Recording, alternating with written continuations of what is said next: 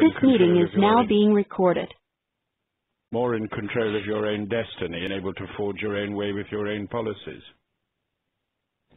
Norman, you're quite right. The thing is, I have to admit, we did not have a mandate for bringing Greece out of the euro. What we had a mandate to do was to negotiate for a kind of arrangement with the Eurogroup, with the European Central Bank, that would render Greece sustainable within the Eurozone. The mandate went a bit further, at least in my estimation. I think the Greek people had authorized us to pursue energetically and vigorously that negotiation to the point of saying that if we can't have a viable agreement, then we should consider getting out.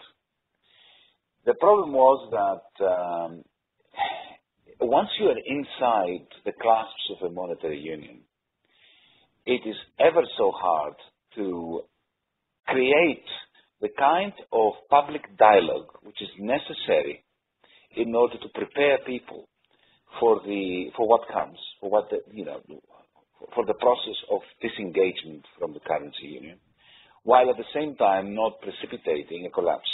It's a little bit like, imagine if you had to prepare a population, an electorate, for a devaluation, a very large devaluation, 12 months before it takes place, through dialogue.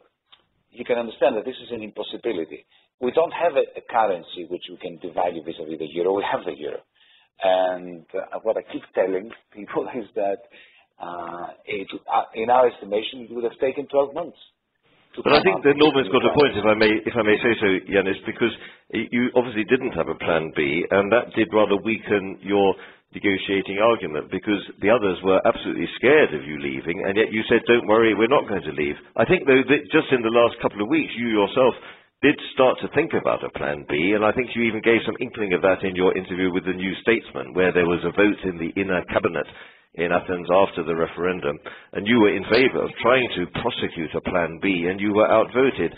Do you think there's still a chance, if everything goes badly, that there may well be a plan B, and that the Grexit, which nobody wants in Greece, I understand that, but do you think it may still come about, even though it's something for which you are unprepared? Oh, absolutely, absolutely. I think that this agreement is not viable, and Dr. Wolfgang Schäuble, the German finance minister, is hell-bent on effecting a Grexit. So nothing is over. But let me be very specific and very precise on this. The Prime Minister, before he became Prime Minister, and before we won the election in January, had given me the green light to come up with a Plan B. And I assembled a very able team, a small team as it had to be, because that had to be kept completely under wraps for obvious reasons. And we've been working since the end of December, beginning of January, on creating one. But let me give you, if you are interested, some of the political and institutional impediments that made it hard for us to complete the work, and indeed to activate it. The work was more or less complete. We did have a plan B, but the difficulty was to go from the 5 people who were planning it to the 1,000 people that would have to implement it.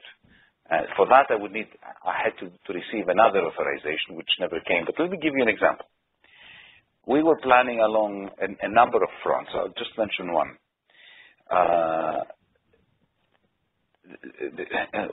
Take the case of the first few moments when the banks are shut, the ATMs don't functioning, and there has to be some parallel payment system by which to keep the economy going for a little while, to give the population the feel that the state is in control and that there is a plan. What we planned to do was the following. There is the website of the tax office, like there is in Britain and everywhere else, where citizens, taxpayers, go into the website, they use their tax file number, and they transfer through web banking monies from the bank account to their tax file number so as to make payments on VAT, on income tax, and so on and so forth. We were planning to create surreptitiously reserve accounts attached to every tax file number without telling anyone, just to have this system function under wraps, and at the touch of a button to allow us to give PIN numbers to tax file number holders, taxpayers. So when, let's say, take for instance the case where the state owed €1 million to some pharmaceutical company for drugs purchased on behalf of the National Health Service.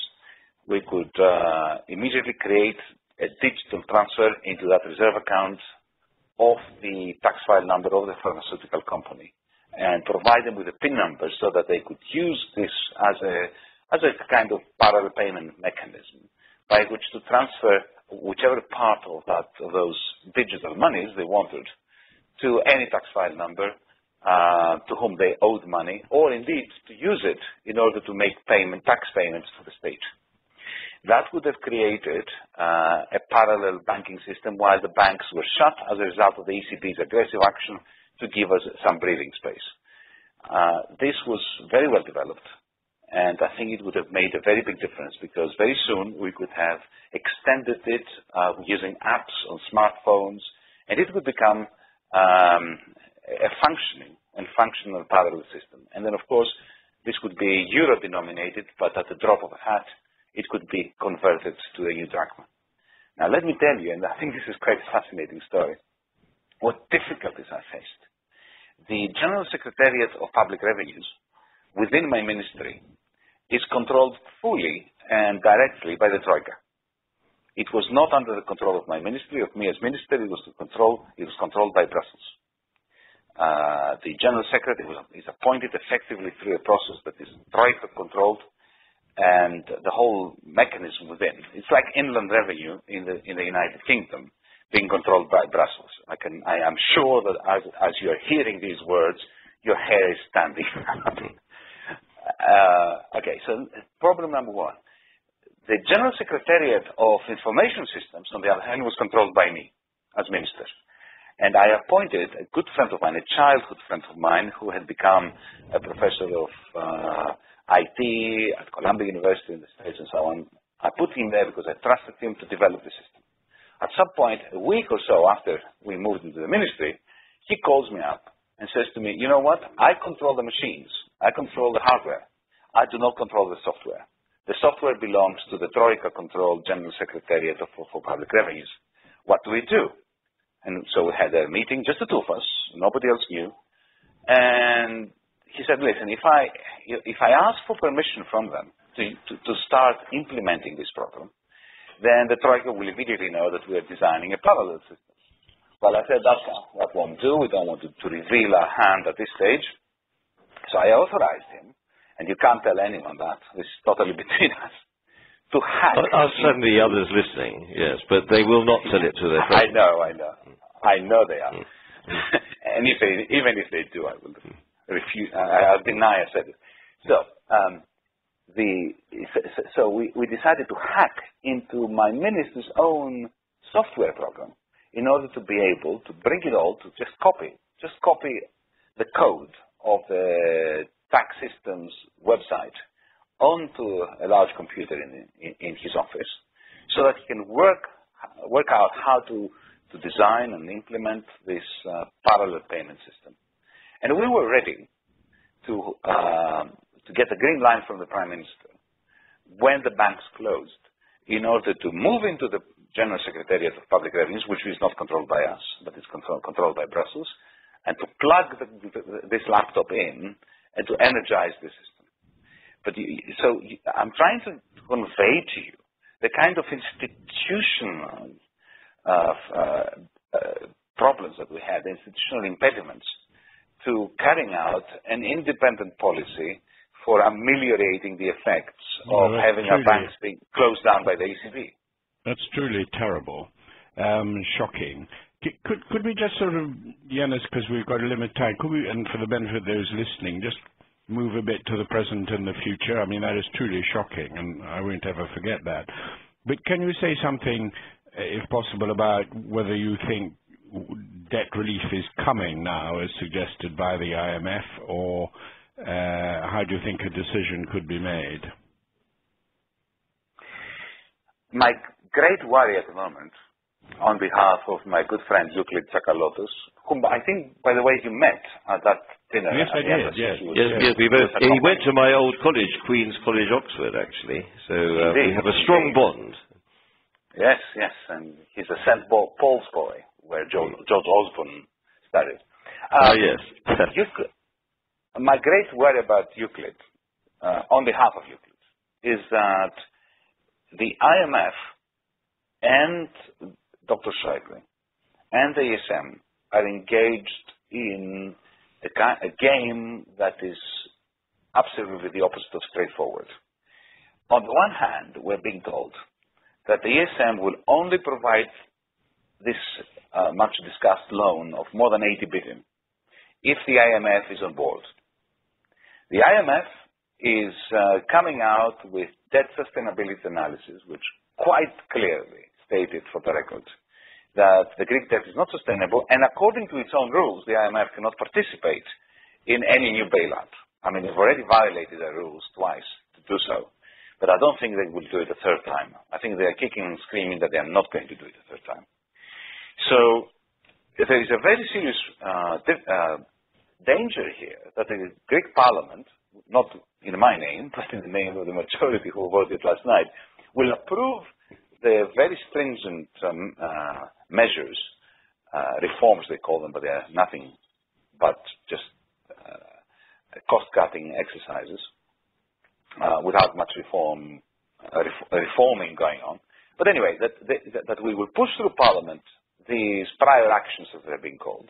But then, at the end of the day, the ESM and the IMF will not be able to coordinate so as to provide that huge loan. Not that I want that huge loan to be provided, for the reasons that you, David, you, Norman, outlined before, but I think that there is a major tussle between the institutions, the ESM, the European Commission, the IMF, and Dr. Schäuble. Dr. Schäuble and the IMF have a common interest. They don't want this deal to go ahead.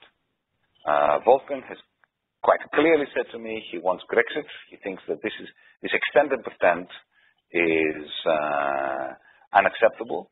And this is the one point where we see eye to eye. I agree with him too, for completely different reasons, of course. The IMF does not want an agreement because it does not want to have to violate its charter again and to provide new loans to a country whose debt is not viable. The Commission really wants this deal to go ahead. Merkel wants this deal to go ahead. So what has been happening over the last 5 months is now projected into the very short term, only it is on steroids. And that is this complete lack of coordination between the creditors. That has been very striking, I have to say, Yanis. What about France? You are on record as having said that you think this is all about France and that Mr. Schäuble is using you as a kind of pawn, basically, in a much bigger chess game with France. Now, I know Greece is certainly not in a very healthy position, but can you tell us a little bit about where you think France plays out in all of this? The French are terrified. They're terrified because they know that if they're going to shrink their budget deficit to the levels that Berlin demands, the Parisian government will certainly fall. There is no way that they can politically handle the kinds of austerity which is demanded of them by Berlin. And when I say by Berlin, I mean by Berlin. I don't mean Brussels, I mean Berlin. So they are trying to buy time. This is what they've been doing now, as you know, for a couple of years. They've been trying to buy time in terms of an extension of the time period during which they will have to reduce their deficit to below 3.5%, 3%, the Maastricht criteria, the Stability and Growth Pact. At the very same time, Wolfgang Schäuble has a plan. I wrote an article today in Die Zeit, in the German newspaper.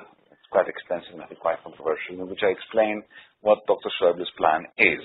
And this is one of the very sweet moments in one's life when one does not have to theorize, because all I did was to convey the plan as Dr. Schäuble described it to me. And the way he described it to me is very simple. he believes that the Eurozone is not sustainable as it is. He believes that there has to be some fiscal transfers, some degree of political union. He believes that for that political union to work without federation, without the legitimacy that a properly elected federal parliament can bestow upon an executive, it will have to be done in a very disciplinarian way. And he said explicitly to me that a Greek exit, is going to equip him with sufficient bargaining power, with sufficient terrorizing power, in order to impose upon the French that which Paris is resisting. And what is that?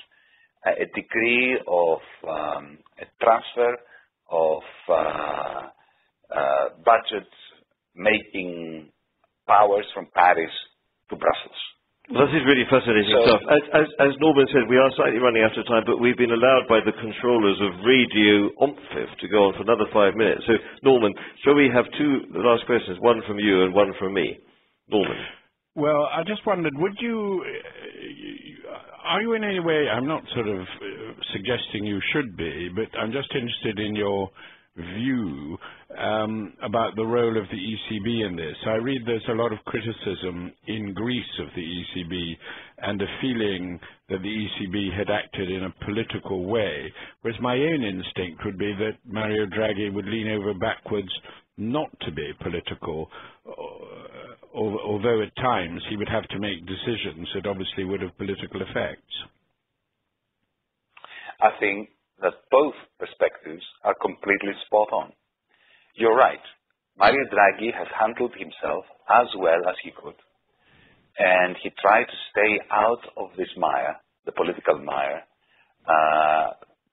impressively. I've always held him in high regard. I hold him in even higher regard now, having experienced him over the last 6 months. Having said that, the European Central Bank is set up in such a way that it is so it is impossible not to be political. Don't forget that the ECB, the Central Bank of Greece, because that's what the ECB is the Central Bank of all of our member states. The Central Bank of Greece is a creditor of the Greek state. And therefore, it is also, it is the lender of last resort, supposedly, and the enforcer of fiscal austerity. Now, that violates immediately the supposed distinction between fiscal and monetary policy. It puts Draghi in a position where, in acting as a creditor when we came into power, he had to discipline us. He had to actually asphyxiate us sufficiently in order to yield to the demands of the creditors, while at the same time keeping our banks open. So, God could not do this in a non-political way. Yes. He's going to be turning on the taps, I think. Now, there's some talk that somehow you will be benefiting from quantitative easing once the loans are repaid on Monday. That's one question to you, Yanis, just in the final couple of minutes. The second question I've got for you is, what kind of a role are you going to be playing? Are you going to be in any political position now?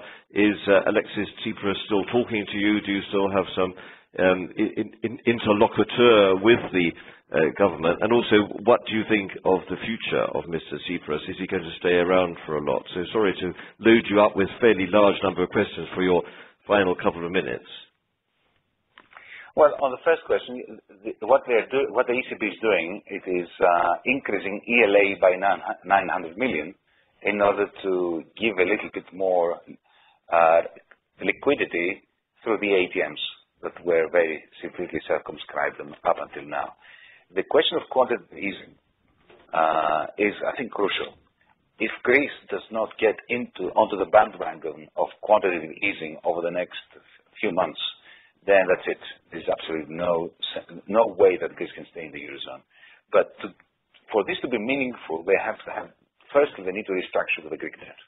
The idea of the German government that we will first have to successfully complete a program that cannot be completed successfully, and then we're going to have debt restructuring, effectively annuls the whole idea of quantitative easing.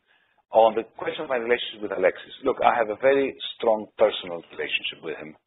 There's a good friendship there. Let me give you an example. Yesterday, I voted against him. I crossed the floor. It was very painful for me. I could see that he was very upset by that. We met afterwards. He was sitting down. I was passing by him. He extended his arm very warmly. I sort of went towards him, and we hugged and kissed even. So there is this. But at the same time, at the moment, what I'm experiencing, David and Norman, is this, I've become the traitor of the party. You know how it is when you cross the floor suddenly. And you cross the floor not because you've shifted, but because everybody else has shifted. They've undergone a mutation. Suddenly they have adopted the language that I've been countering for the last 6 years with them. But now they have adopted it. And so that I'm not sure what kind of relationship we're going to have. Up until yesterday, Alexis was very keen to say to me that he will definitely need me. He offered me another ministry only a few days ago. I said no, because I don't care about having a ministry. What I care about is a sustainable Greek debt, a sustainable Greek economy. What we're doing now is, whatever the reasons are, but the measures we introduced yesterday through Parliament will choke the Greek private sector, and a private sector that has already suffered so massively over the last 5 years. I'm going to stay in Parliament. I really love being a backbencher. I have only been a backbencher for a week. It's great. It gives me the opportunity to speak out and to write and to visit friends outside of Greece. And I hope to see you soon in London. Well, we hope that very much. That's been a very good postscript. I would just like to say thank you both to Lord Lamont and to Yiannis Varoufakis. I'm sorry that there were a few technical hitches at the beginning. That was actually because our system was rather overloaded by the number of callers. When you came here in London, Yiannis, in February, there were about 20. In fact, we had 84 people on the line from all over the world. I do have to say also that you did say one or two things which were slightly sensitive regarding various episodes when you were a minister. So I'd just like to say to everybody that none of this information that you've been hearing here should be used, firstly, to make any trades of any sort in any way, but also please do not pass this on to other people. This is a private conversation under the famous Chatham House rule, and the idea is that you hear firsthand from Yiannis Varoufakis and also from Norman Lamont about their experiences, but this is not a public broadcast. This is not the BBC. So I'd like to say thank you very much for this trust and confidence. I think I speak both for myself and Norman, Yiannis, to say that it's a great privilege to speak to a finance minister who may certainly have lost a temporary battle here, but nonetheless remains very philosophical about it all and has a huge depth of political and economic knowledge about the Euro system that not all of your compatriots on the Eurogroup do have. And so we very much enjoy talking to you. We're absolutely sure this won't be the last time that we have you on the line. We look forward to seeing you either in Athens or in London very soon. And so I'd like to say, on behalf of David Marsh, Norman Lamont and Yiannis Varoufakis, goodbye from OMPFIV, and we look forward to having you tune in again before too long. So thank you very much, all of you, for listening. Thank you, Yiannis. Thank you, Norman, for being part of this call. Goodbye from London. Bye. Bye, Yiannis.